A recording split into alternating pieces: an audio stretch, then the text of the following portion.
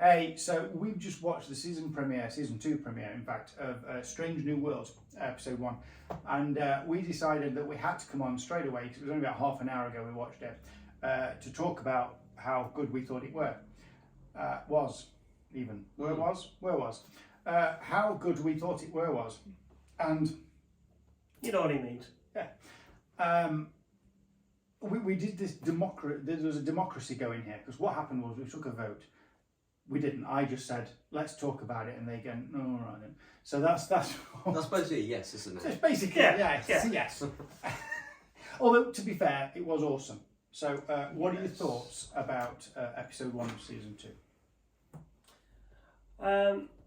I think we kind of got a bit of a, I almost alluded to, a bit of an epic story, wasn't it? Can I just interject slightly? Sorry, I know it's in the comments and things and on the description, but this is a spoiler alert brief. Spoiler alert. We are going to say what's happened, so if you've not watched it yet, go watch it, then come back and join us. So it was a good epic story, wasn't it? Where the Enterprise had to go out and solve a problem. We had a lot of emotion in there as well from Vulcan officer that you wouldn't quite expect it from. We'll just go back to Enterprise has to go off. It was one of those. There's lots of reminiscent things from Star Trek in the Jethro on this one. So stealing the Enterprise to go off and save someone. Everyone has to steal the Enterprise at least once. Come on. Yeah, it happens regularly. The classic films, they did it, didn't they? The famous line from Kirk, the crew, what's the word? The word is no, I'm therefore going anyway. In this one, Spock nicks the Enterprise. We have to say, though, at the outset, that Anson Mount as Pike is hardly in this episode, it's the first one. No, which is interesting. I did comment at the end, does this mean that the next one's going to be heavy on Pike because he's off filming this at the same time? We don't know what the production schedule was for this.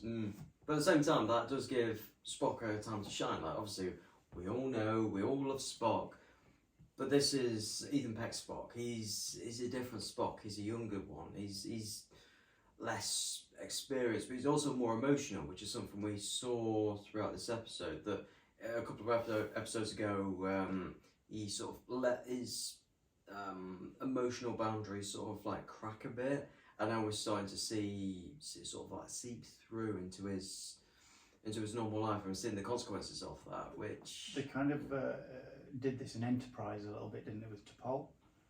So her ability to suppress her emotions was compromised by Trillium D.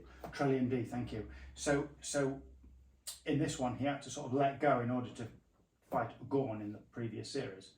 And we're now seeing the after effects of that, in which he's...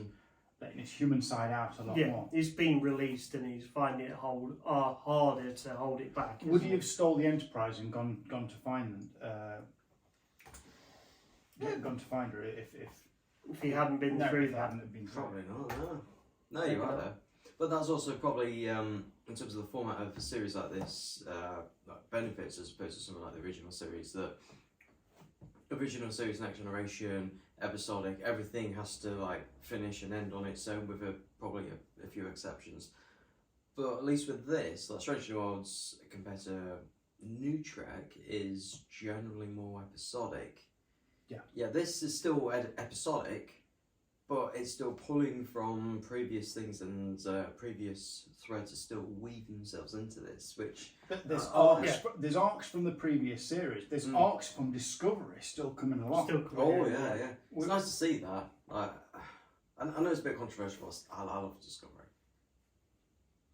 That's not controversial, it's Trek. And as we've talked about... Well, here it's not, but... No, if you like Trek, you like Trek. We like Discovery too. It's different. Oh, yeah.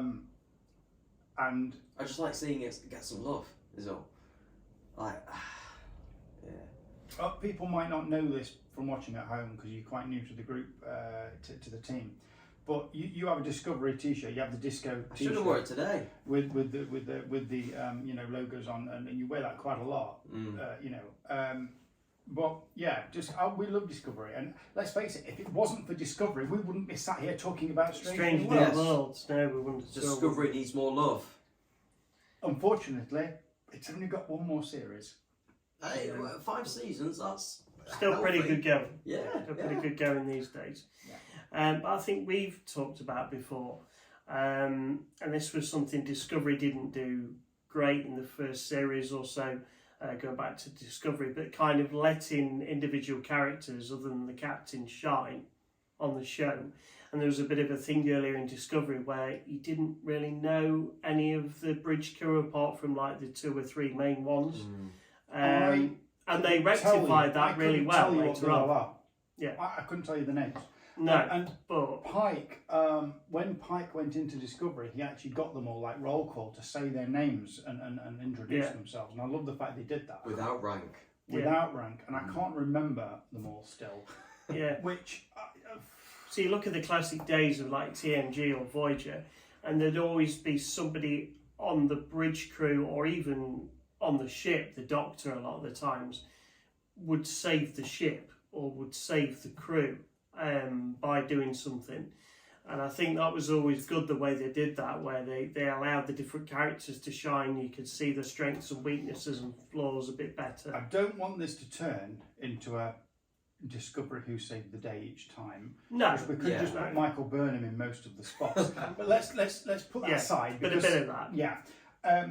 Strange New World. So basically, in this premiere episode of Series 2, the quick synopsis in about 20 seconds is that former Chief of Security, played fantastically by Christina Chong, of course, as Lara Nunez Singh, has gone off ship on leave.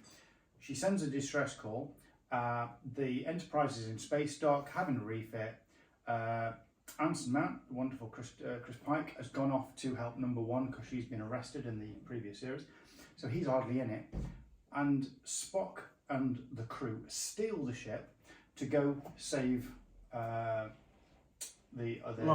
former Chief of Security, basically. Yeah. They go to a planet that is kind of, it was a bit weird, kind of shared between the Federation and the Klingons. So they both take turns at using this planet because of mining the stuff. It's kind of a bit of a border planet, isn't it? Yeah. Sort of like post-World War II Germany, do you think, maybe? Or maybe more like Berlin? Because that was splitting off, wasn't it?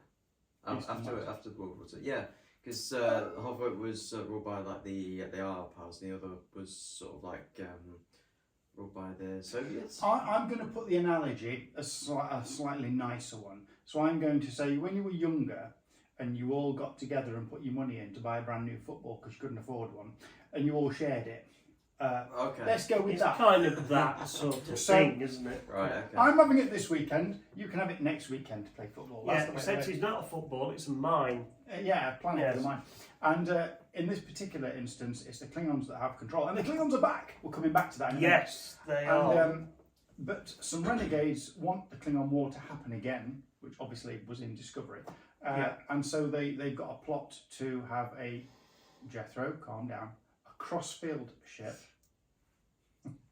We were watching this, and on the bridge of the ship, they identify it as Crossfield, and I literally paused the TV. Yeah, as soon as they said it, I was there, wasn't I? Because I saw Jethro, and he was like, "It's not," because it was the saucer section of a Crossfield ship. You're looking up there to see if there's the ship. Yeah, you don't have the model up there, do you? It's no, I think it's in the other. It's in our other room from our filming of. They didn't say the name of the ship, did they?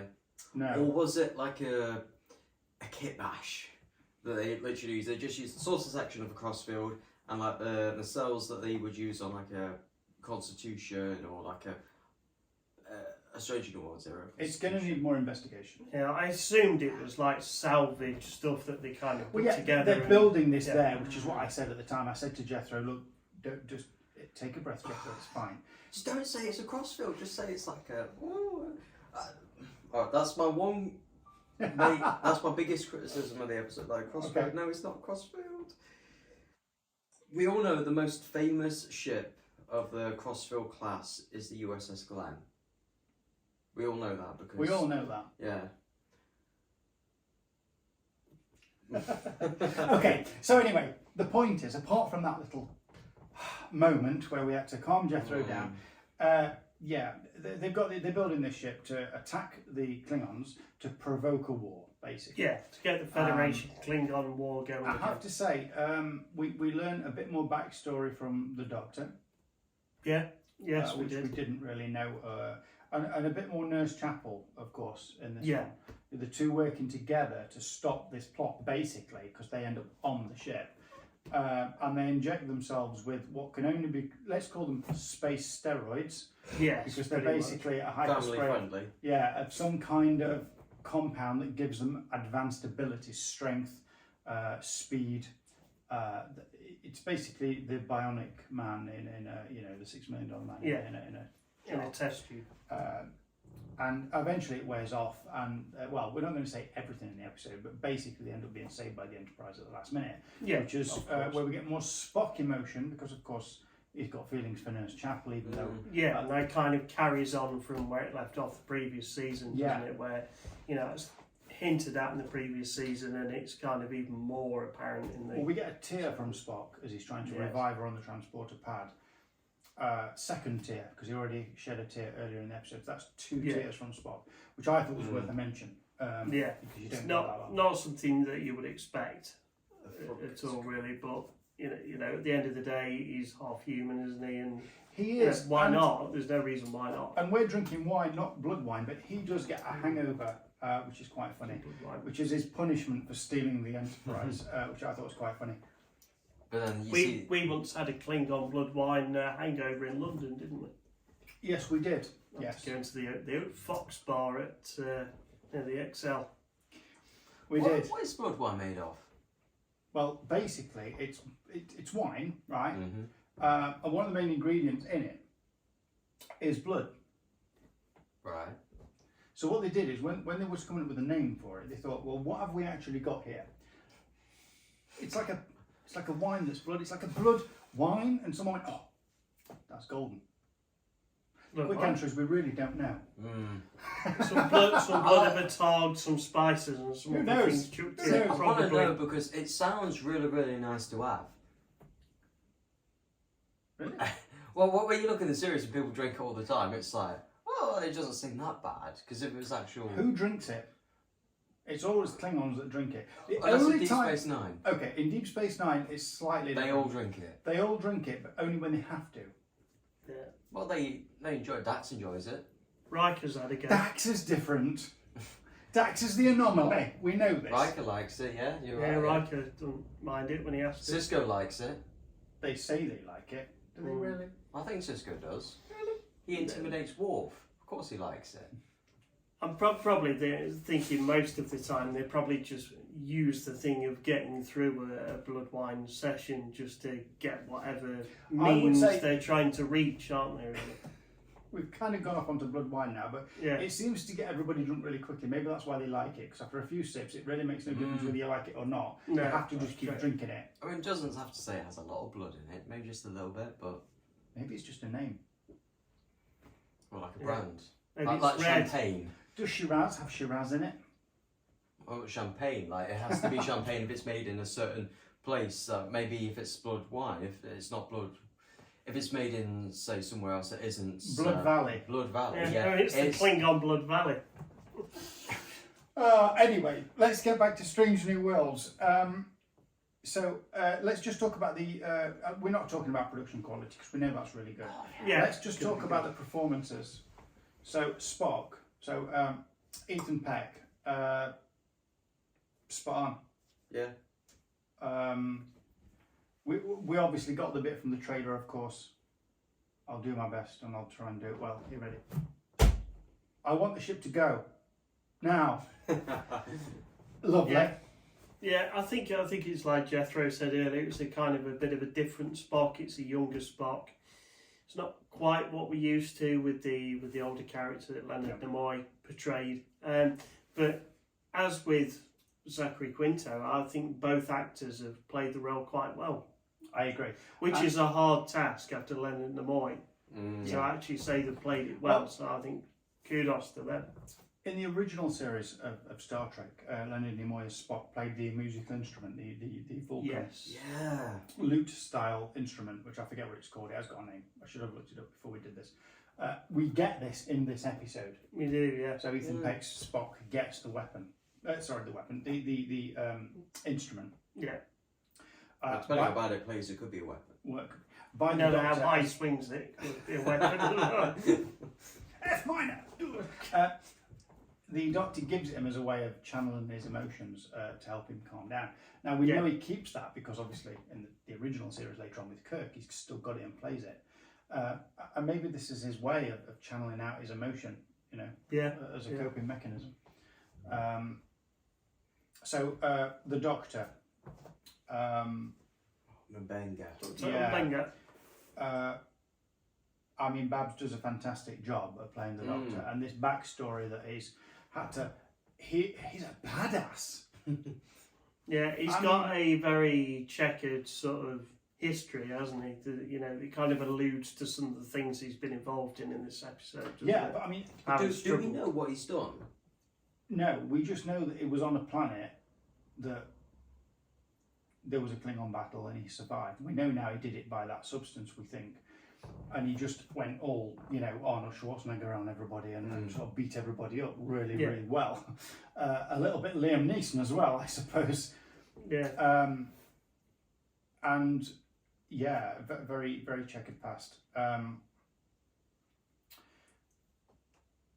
But of course, we had all the really good story in the first season with his daughter and trying to save his daughter's life, and holding her in the transporter buffer, going back to Scotty. It was all very medical, though, wasn't it? It was all very medical. Now that's past and it's gone. It's released him a bit as a character, hasn't it? Yeah, we can open up this past now and go for it. And obviously, we don't really know. I mean, Jess Bush as Christine Chapel does a fantastic job also, but we don't really know a lot about her past either.